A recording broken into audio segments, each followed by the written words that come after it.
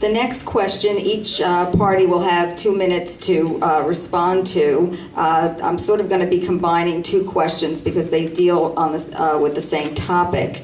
The topic is the issue of greater enforcement of the 25-mile-an-hour residential speed limit.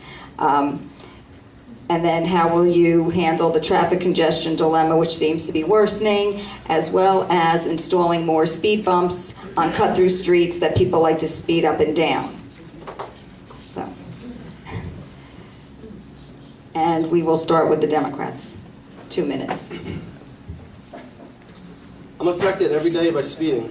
I live on Geary Drive. It's a street where something needs to be done. We have a lot of children on my street, and they can't even play a game of touch football on the road because of careless speeders going down Geary Drive. I know it's not just a Geary Drive issue. It's all over town speeding. I agree with the Republican Party on testing out speed humps around town. I hope they can help us slow down on traffic.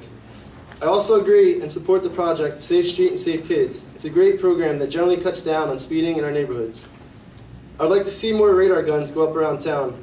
I would like to start sending warnings to the local speeders in our town. We have to get the message across. Speeding is no longer tolerated in South Plainfield. Thank you.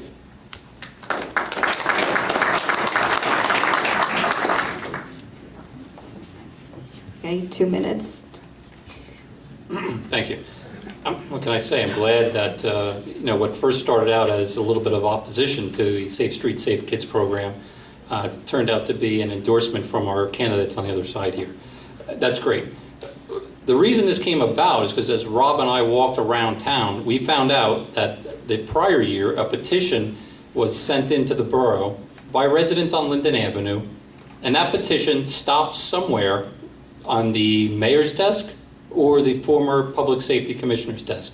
I'm not sure, but we found it. When we took majority, we made that a concern, a priority, and we researched not only speed humps, but speed sentry signs. It's a little embarrassing. I work with our traffic safety lieutenant often on this issue, speeding through town. Believe it or not, we have one speed sentry sign. And I know it's a little bit technical as to what that is, but if you've ever driven through town, you see that little flashing sign that's telling you how fast you're going.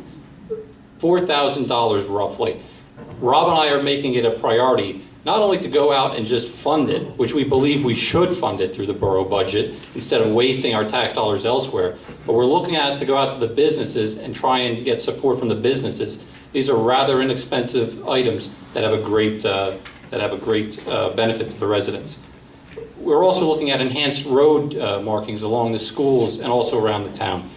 We're addressing an incident on Lake Street that has been, again, a problem for numerous times. And Mr. Solano is right. It's not just Geary Drive. It's all over the town. I believe one of our council members said, you know what, we should talk to our residents who live on the other side of town because it's generally them who are speeding through our areas. You know what? I'm sorry. Talking's great. I agree we should talk to our residents. But you know what? It doesn't work. We need to do some more things, and we need to be aggressive with it. There's one other thing. Those speed sentry signs can take pictures. There's a lot of debate going on in the state about red light cameras, which tend to be dangerous. I think our assemblyman should make it a priority to petition the state that we allow that these speed sentry signs take photographs and allow to at least send warnings to our residents.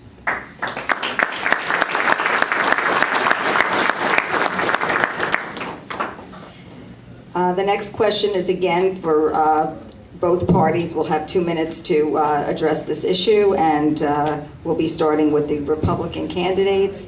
It says, what is each candidate's future plan to curb or control commercial real estate, specifically strip mall development? Sure. I'm not quite sure why the borough would look to curb a strip mall development. You know, these are commercially owned properties, and unfortunately the landowner has a right to do whatever they want. You may look around town and say we have too many strip malls. Maybe they're in the wrong areas. Maybe they're not well maintained. Maybe they were approved through the planning board with little regard to the traffic nightmares that they seem to cause.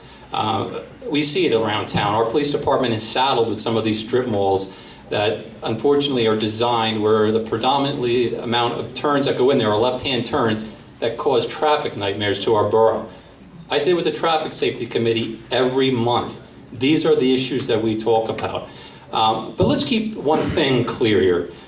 Not just strip malls, not just commercial properties, but business supports 60% of the tax base of this borough. If we want to start going out to commercial property owners and telling them, you know what, thanks but no thanks, go somewhere else. You think the tax increase that you had from the prior administration, the budget that we were inherited in January was big. I can only say, hold your breath, it's going to get a lot worse.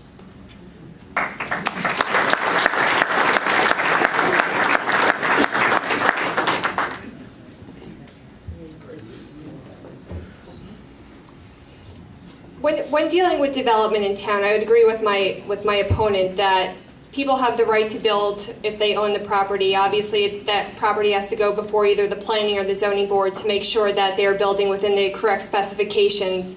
However, the one way, if a property is being built that may not be in the best suitable location, the borough has the opportunity to go to the county and purchase and request open space funds.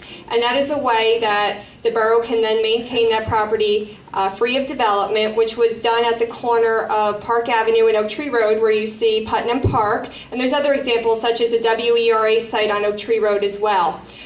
This council, my opponents this year have not preserved 1 inch of open space.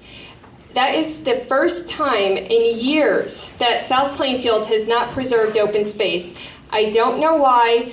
I would encourage them to please keep on top of your applications at the county, because that is the best way if we need to not stop development, because we do want commercial properties to come into South Plainfield, but if we want to keep them out of our residential areas, then the best way is for the borough to go to the county and request funds. Thank you.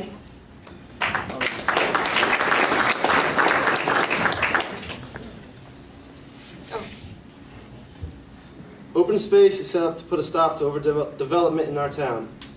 The Democratic Party in South Plainfield has a long-term commitment to open space. It's important to make sure you have an ongoing list of properties to be preserved. You have to make sure the application gets them in early. The Republicans did not do this year. And now for the first time in 10 years, there has no been open space preserved.